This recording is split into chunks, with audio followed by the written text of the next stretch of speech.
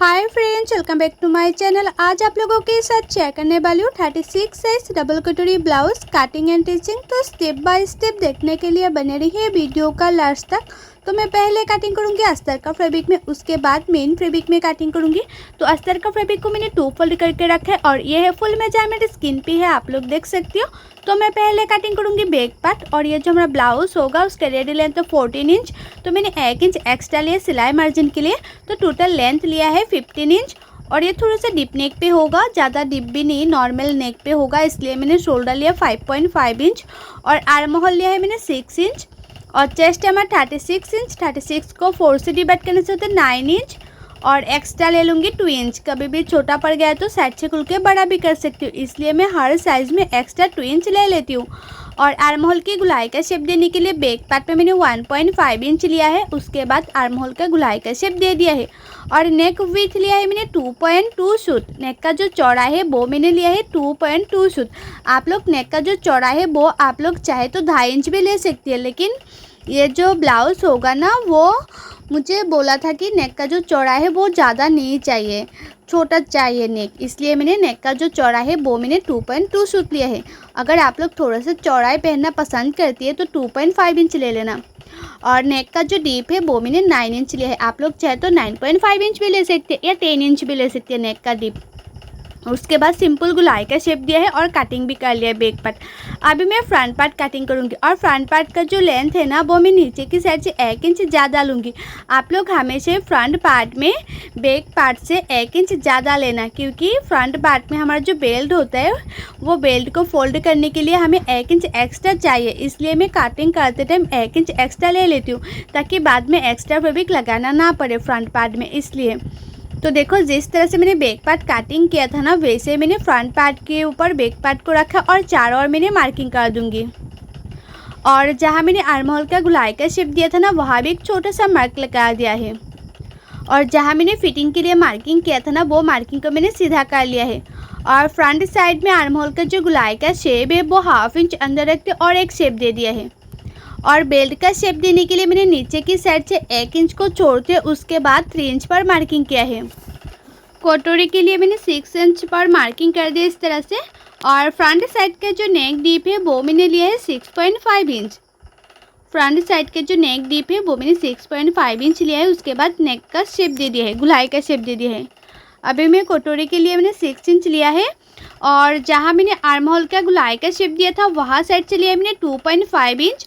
और जितना मैंने नेक डीप लिया है ना फ्रंट साइड में उससे 1 इंच ऊपर और एक मार्किंग कर दिया, उसके बाद मैंने कटोरी का शेप दे दिया है। और जितना मैंने कटोरी लिया था ना कटोरी को हाफ करते एक मार्किंग कर दिया है और उसी मार्किंग का लंबाई लिया मैंने 2.5 इंच। और ये साइड से ले लूँगी 3 इंच और ये साइड से भी मैंने 3 इंच ले लूँगी। अभी तीनों मार्किंग को इस तरह से मिला दूँगी। और बेल्ट का शेप देने के लिए मैंने 1/2 इंच ऊपर और एक मार्किंग कर दी है बेल्ट का शेप देने के लिए। तो मेरा ये जो फ्रंट पार्ट है ना वो भी मार्किंग करने कंप्लीट हो गए। अब इसको मैं कटिंग कर लूँगी। और मैं आप लोगों को जैसे दिखा रही हूँ कटिंग करना एंड टिचिंग करना, जैसे दिखाऊंगी आप लोग वैसे कटिंग एंड टिचिंग करेंगे तो आप लोगों का जो ब्लाउज है वो 100% नहीं 1000% गारंटी के साथ बोल रही हूँ, फिनिशिंग के साथ फिटिंग होगा। तो देखो मैंने जैसे जैसे मार्किंग किया है ना वैसे वैसे कटिंग करी हूँ। और ये जो हमारा कटोरी का पार्ट है वो कटोरी का पार्ट को हमें बड़ा करना है, नहीं तो सिलाने के बाद छोटा पड़ जाएगा, इसलिए कटोरी के पार्ट को मैं बड़ा करूँगी। तो ये हमारा फर्स्ट कटोरी, तो फर्स्ट कटोरी को मैं चारों ओर मार्किंग कर लूँगी, उसको मैंने चारों ओर मार्किंग कर लूँगी। और उसके बाद इस कटोरी को मैं बड़ा करूँगी। तो चारों ओर मार्किंग कर दिया है और इस कटोरी को मैं नीचे की साइड से 1 इंच बड़ा करूँगी। ये साइड से भी मैंने 1 इंच बड़ा किया है और ये साइड से भी मैंने 1 इंच बड़ा किया है। और ऊपर की साइड से मैंने 1/2 इंच बड़ा करूँगी, 1/2 इंच। उसके बाद जैसे हमारा कटोरी है ना उसका शेप दे दूँगी इस तरह से। और नीचे की साइड से भी मैंने 1/2 इंच बड़ा कर लूँगी कटोरी को, 1/2 इंच बड़ा कर लिया। उसके बाद मैं कटोरी का शेप दे दूँगी। तो ये जो हमारा फर्स्ट कटोरी है ना वो मार्किंग करने कंप्लीट हो गए। अब इसको मैं कटिंग कर लूँगी। और मेरे यूट्यूब चैनल पर हर साइज़ की blouse cutting and teaching video already upload है। आप लोग नहीं दिखे तो जाके ज़रूर दिखिएगा और कटिंग एंड टिचिंग सीखने के लिए मेरे यूट्यूब चैनल को सब्सक्राइब भी कर दीजिएगा। और जो लोग मेरे पेज में देख रहे हैं वीडियो वो लोग मेरे पेज को फॉलो कर देना कटिंग एंड टिचिंग सीखने के लिए। तो देखो अभी मैं सेकंड कटोरी कटिंग करूँगी। तो फर्स्ट कटोरी से मैंने मेजरमेंट लिया था तो आया है 7.5 इंच और सेकंड कटोरी का चौड़ाई में लिए है 7.5 इंच और लंबाई लिए है मैंने 4 इंच।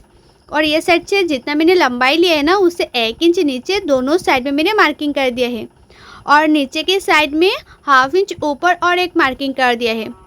और नीचे का जो साइड है ना वो होगा बेल्ट का साइड और ऊपर से मैंने कटोरी को इस तरह से रखा है और उसका शेप दे दिया है। और आप लोग कटिंग अच्छी तरह से करेंगे तो टिचिंग भी अच्छी होगा और टिचिंग अच्छी होगा तो ब्लाउज़ का फिटिंग्स फिनिशिंग भी बहुत ही अच्छा आएगा। तो आप लोग हमेशा ट्राई करना कि ब्लाउज़ कटिंग अच्छी तरह से करें। तो देखो कटोरी का जो शेप है ना वो परफेक्ट आई है। अभी मैं स्लीव कटिंग करूँगी। तो स्लीव के लिए जो हमारा ब्लाउज़ का बैक पार्ट है ना बैक पार्ट से मैंने मेजरमेंट लिया है आर्म होल की साइड से। तो मेजरमेंट में आए हैं 9.5 इंच।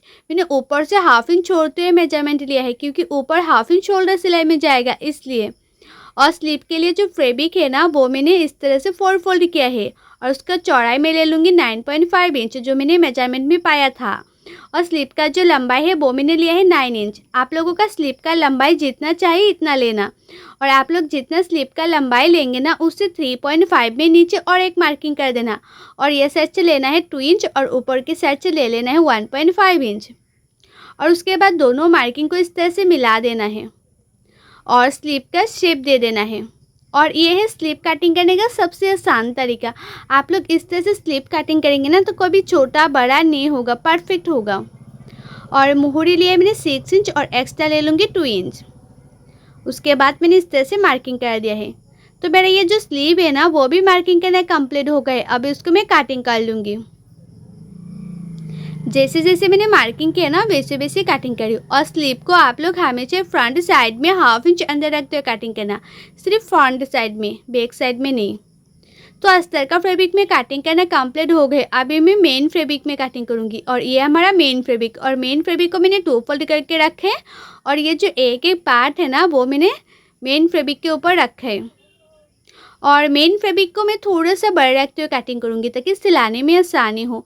आप लोग हमेशा मेन फैब्रिक को थोड़ा सा बड़ा रखते हुए कटिंग करना तो देखना सिलाने में बहुत ही आसान होगा। तो देखो एक एक पार्ट को मैं थोड़ा सा बड़ा रखते हुए मेन फैब्रिक को काट कर लिया है।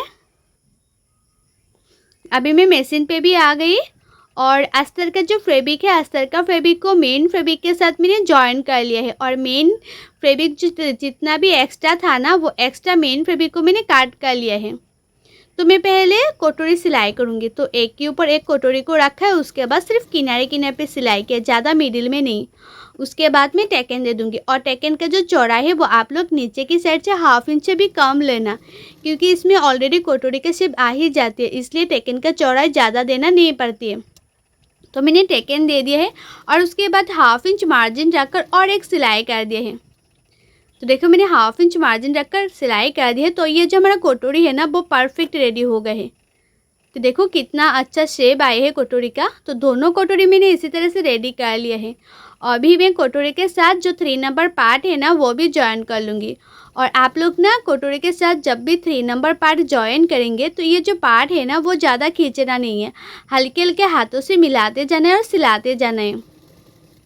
तो कटोरी के साथ मैंने 3 नंबर जो पार्ट है वो सिलाई कर लिया है। अभी मैं बेल्ट का पार्ट सिलाई करूँगी। तो मैं नीचे बेल्ट का पार्ट सिलाई करूँगी और बेल्ट को भी आप लोग हाफ इंच मार्जिन रखकर सिलाई करना है, ज़्यादा मार्जिन नहीं रखना है। हाफ इंच मार्जिन रखकर बेल्ट सिलाई कर रही हूँ। और उसके ऊपर जो बेल्ट है ना उसके ऊपर किनारे किनारे पे मैंने और एक सिलाई कर दिया और उसके साथ साथ मैं और एक सिलाई कर दूँगी। तो मैंने 2-2 सिलाई कर दिया है। और दूसरा पार्टों में भी मैं बेल्ट इसी तरह से लगा लिया है। अभी जो हमारा बैक पार्ट है ना बैक पार्ट से मेजरमेंट लेके फ्रंट पार्ट का जितना लंबाई होगा ना उतना लंबाई को मैंने एक्स्ट्रा लंबाई को मैंने इस तरह से फोल्ड करके सिलाई कर लूँगी। आप लोग ना हमेशा ही बैक पार्ट पहले रेडी करना, उसके बाद जो फ्रंट पार्ट का लंबाई है वो चेक करके उसके बाद एक्स्ट्रा फैब्रिक को इस तरह से फोल्ड करके सिलाई कर लेना है। मैंने फ्रंट पार्ट में एक्स्ट्रा लिया ही था काटिंग करते टाइम, ताकि नीचे की साइड में एक्स्ट्रा फैब्रिक लगाना ना पड़े। जितना एक्स्ट्रा होगा 1 इंच वही पीछे की तरफ फोल्ड करके सिलाई कर लूँगी। और मैंने बैक पार्ट सिलाई कर लिया है। बैक पार्ट में मैंने सिर्फ टेकन दिया है और नीचे की साइड में मैंने एक्स्ट्रा फैब्रिक लगाया है और कुछ भी नहीं। तो देखो दोनों बेल्ट को मैंने फोल्ड करके सिलाई कर लिया है। अभी मैं हुक पट्टी लगाऊंगी। अभी मैं राइट साइड में हुक पट्टी लगाऊंगी। आप लोग जब भी राइट साइड में हुक पट्टी लगाएंगे तो ये जो हमारा कटोरी है ना, कटोरी के फ्रंट साइड में एक छोटा सा प्लेट ज़रूर डालना राइट साइड में। लेफ़्ट साइड में नहीं चाहिए, सिर्फ राइट साइड में डालने से हो जाएगा। तो एक छोटा सा प्लेट डाला है मैंने और उसके ऊपर ऊपर किनारे किनारे पे और एक सिलाई कर दिया। अभी उसको मैं पीछे की तरफ फोल्ड करके सिलाई कर लूँगी और थोड़ा सा एक्स्ट्रा फैब्रिक को मैंने काट कर लिया है। आप लोग जब भी फोल्ड करके सिलाई करें, मतलब हुक पट्टी, तब इतना ही फोल्ड करके सिलाई करना ताकि ज़्यादा मोटा ना लगे। ज़्यादा मोटा लगेगा तो देखने में अच्छा नहीं होगा, इसलिए।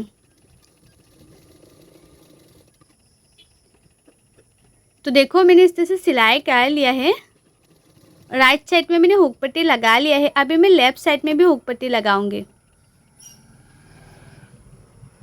तो राइट साइड का पार्ट हो गया और ये हमारा लेफ़्ट साइड का पार्ट। और लेफ़्ट साइड का पार्ट में जो हुक पट्टी का चौड़ाई है वो आप लोग 3 इंच या 4 इंच लेंगे तो हो जाएगा। और लेफ़्ट साइड में आप लोग जब भी हुक पट्टी लगाएंगे ना तो इस तरह से उल्टा करके उसके बाद लगाना।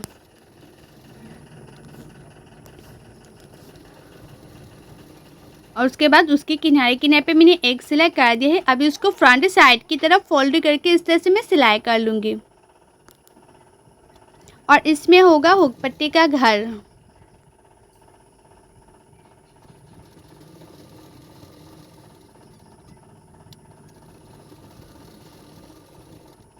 तो लेफ़्ट साइड में भी हुक पट्टी लगाना कंप्लीट हो ही गया है।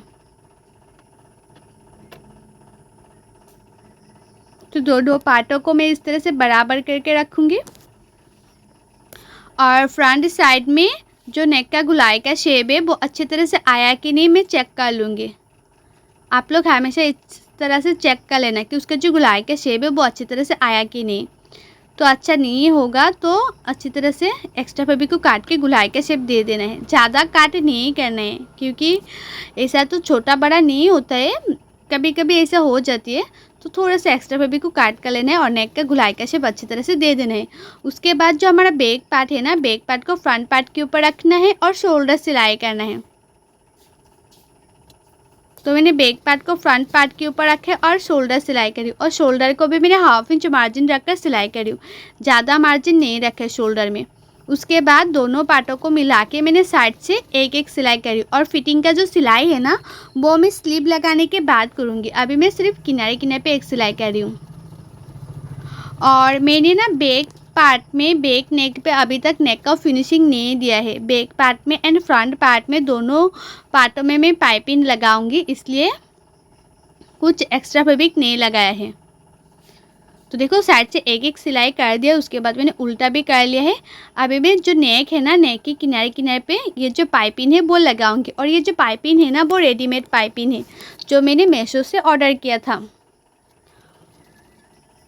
और उसी पाइपिंग को जो हमारा नेक है ना, नेक की किनारे किनारे पे इस तरह से लगाना है, मतलब इस तरह से रखना है और एक एक सिलाई कर देना है। किनारे किनारे पे सिलाई करना है थोड़ा सा दिखते हुए। आप लोग चाहे तो जो मैंने नेक में पाइपिंग लगा रही हूँ ना, आप लोग चाहे तो एक्स्ट्रा फैब्रिक लगा के भी फिनिशिंग दे सकती है। जो एक्स्ट्रा होता है ना, आप लोग उरेप कट करके उसके बाद एक्स्ट्रा फैब्रिक लगा देना, तो देखना नेक का फिनिशिंग बहुत ही अच्छा आएगा। तो जो मैंने पाइपिंग लगाया है उसके नीचे जो हमारा एक्स्ट्रा फैब्रिक है वो एक्स्ट्रा फैब्रिक को मैंने छोटा छोटा कट कर लिया है, ताकि जब भी पीछे की तरफ फोल्ड करके सिलाई करूँ उसका जो फिनिशिंग है ना बहुत ही अच्छी तरह से आए, इसलिए। और पाइपिंग में भी मैंने छोटा छोटा कट लगा दिया थोड़ा सा दूर दूर करके। तो देखो मैंने इस तरह से जो पाइपिंग है फ्रंट साइड की तरफ थोड़ा सा दिखते हुए उसके किनारे किनारे पे सिलाई करी हूँ। ज़्यादा मिडिल में अभी सिलाई नहीं की है, सिर्फ किनारे किनारे पे सिलाई करी है।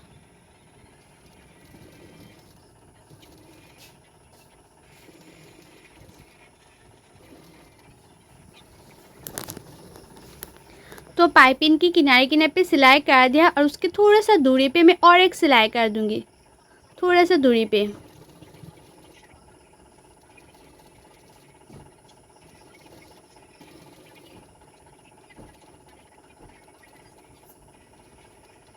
तो हमारा जो नेक है ना, नेक पे पाइपिंग लगाना कंप्लीट हो गए हैं, बहुत ही कम टाइम में हो गए हैं नेक का फिनिशिंग देना, back part and front part. तो नेक में मैंने पाइपिंग लगा दिया है, अभी मैं स्लीव लगाऊंगी। तो स्लीव को मैंने इस तरह से 2 फोल्ड किया और स्लीव का जो मिडिल है ना, स्लीव का मिडिल से मैं स्लीव को लगाऊंगी, स्लीव का मिडिल, और ये जो हमारा शोल्डर है, शोल्डर की मिडिल से स्लीव को लगाऊंगी। आप लोग जो बिगिनर से न्यू है वो लोग ना हमेशा जो शोल्डर होता है, शोल्डर की मिडिल से स्लीव को लगाना, तो देखना परफेक्ट होगा, कभी छोटा बड़ा नहीं होगा। उसके बाद स्लीव को भी आप लोग 1/2 इंच मार्जिन रखकर सिलाई कर लेना है, ज़्यादा मार्जिन नहीं चाहिए, 1/2 इंच मार्जिन रखेंगे तो हो जाएगा स्लीव में।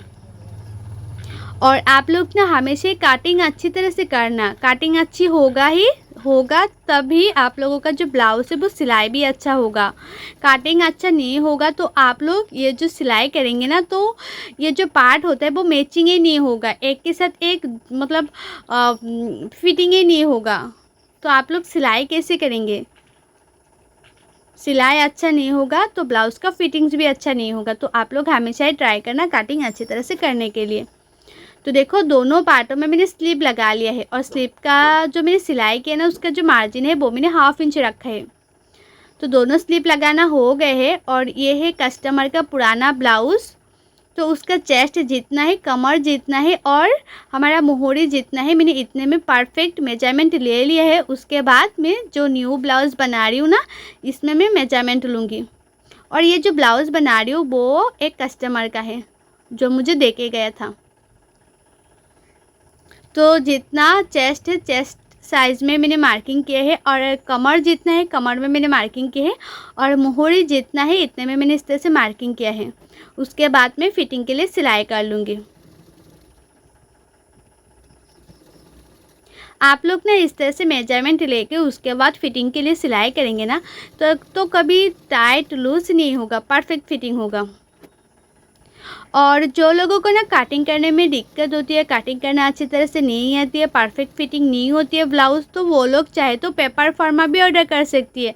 आप लोग पेपर फार्मा से ब्लाउज़ कटिंग करेंगे एंड सिलाई करेंगे तो ये जो फैब्रिक होता है बहुत ही कम लगता है, टाइम भी कम लगता है, और फिनिशिंग से हो भी जाती है। और ये जो पेपर फार्मा है ना, वो मैं खुद कटिंग करके देती हूँ। और पेपर फार्मा कैसे ऑर्डर करने, पेपर फार्मा का प्राइस क्या है, मैंने ऑलरेडी बहुत सारी वीडियो पे बताया हुआ है, आप लोग नहीं दिखे तो जाके ज़रूर दिखेगा।